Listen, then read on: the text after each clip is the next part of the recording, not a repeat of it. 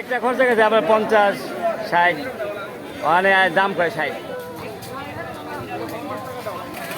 সুপ্রিয় দর্শক, আমি এসেছি মুন্সিগঞ্জ শ্রীনগর উপজেলার বারৈখালী ইউনিয়নের শিবরামপুর সরকারি প্রাথমিক ও উচ্চ বিদ্যালয়।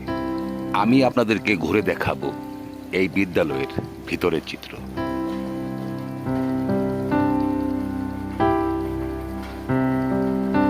এই শিবরামপুর অজপাড়া গায়ে তৎকালীন পাকিস্তান সরকার আমলে 1969 খ্রিস্টাব্দে এই বিদ্যালয় নির্মাণ করা হয়। সামনে যেই ভবনটা দেখছেন, এই ভবনটা ছিল হিন্দু জমিদারদের পুরাতন প্রাচীন ভবন। পুরাতন ভবন ভেঙে নতুনভাবে সংস্কার করা হয়েছে। এই স্কুলের আঙ্গিনায় রয়েছে পুরাতন প্রাচীন এক লিচু গাছ। এটা হচ্ছে এই স্কুলের প্রাচীন লিচু গাছ। এই লিচু গাছ অত্র এলাকায় এই শিবরামপুর স্কুলেই ছিল। তখন এসব এলাকায় অ্যাভেলেবেল কোনো লিচু গাছ ছিল না। এই লিচু গাছের বয়স প্রায় 100 বছরের উপর।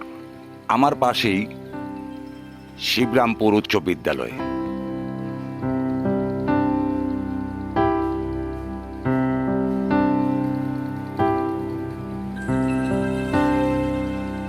এখানে যেই ভবনগুলো দেখা যাচ্ছে, এই ভবন আগে ছিল না।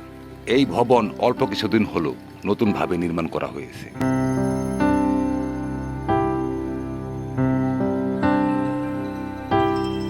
এই বিদ্যালয়ের পূর্ব কোণেই অবস্থিত শিবরামপুর জামে মসজিদ। এখানে এক সময় প্রাচীন সুবিশাল হিন্দুদের মঠ ছিল। এই মসজিদের পশ্চিম প্রান্তে অবস্থিত 1971 সালে স্বাধীনতাকামী মুক্তিযোদ্ধাদের ক্যাম্প। এখান থেকেই নবাবগঞ্জ ও মুন্সিগঞ্জের সকল মুক্তিযোদ্ধা যুদ্ধ পরিচালনা করেছেন।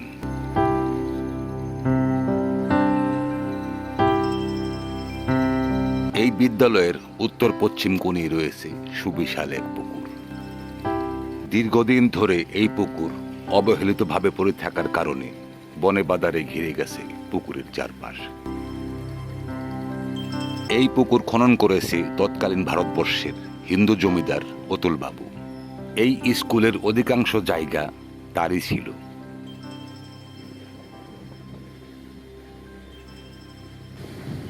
আমি চলে এসেছি স্কুলের বাহিরে। আপনারা দেখছেন স্কুলের বাহিরের চিত্র। এই স্কুলের পাশেই অবস্থিত মুন্সিগঞ্জ জেলার ঐতিহ্যবাহী শিবরামপুর হাট। আজ হাটবার। আমি এখন যাচ্ছি শিবরামপুর হাটে।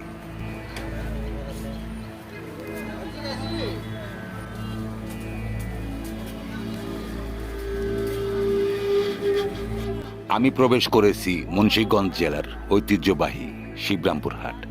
আমি আপনাদেরকে ঘুরে দেখাবো এই ঐতিহ্যবাহী শিবরামপুর হাটের আংশিক চিত্র। এটা হচ্ছে জাল হাটা। এখানে বিভিন্ন ধরনের মাছ ধরার জাল, চাই, উচা, পারন বিক্রি করা হয়।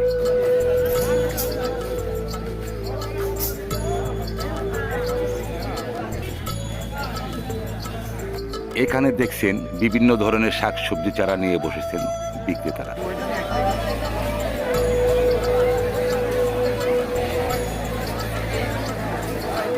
এই শিবরামপুর হাট এক সময় তাঁতিদের পাইকারি হাট ছিল।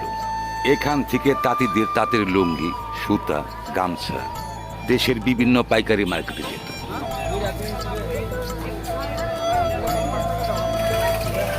এই শিবরামপুর হাট থেকে তাঁতি ব্যবসায়িকরা বাবুরহাট চলে যাওয়ার পর হারিয়ে যায় এই ঐতিহ্যবাহী শিবরামপুর হাটের জৌলুস। এখন এই ঐতিহ্যবাহী শিবরামপুর হাট শুকনা ও কাঁচা শাকসবজি, হাঁস, মুরগি, কবুতর এবং কাঠ ব্যবসায়িকদের উপর নির্ভর করে টিকে আছে।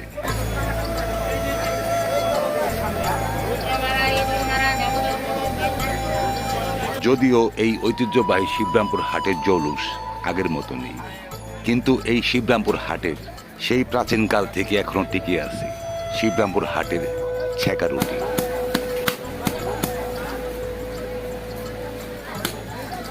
শিবরামপুর হাটের ঐতিহ্যবাহী এই চাপড়ানো রুটি। এখানে আমরা সকল বন্ধু বান্ধব মিলে এই রুটি খেতে বসেছি। আপনারা দেখছেন এখানে যারা যারা আছি এরা সকলেই আমার ফ্রেন্ড সার্কেল, বাল্যবেলার বন্ধু।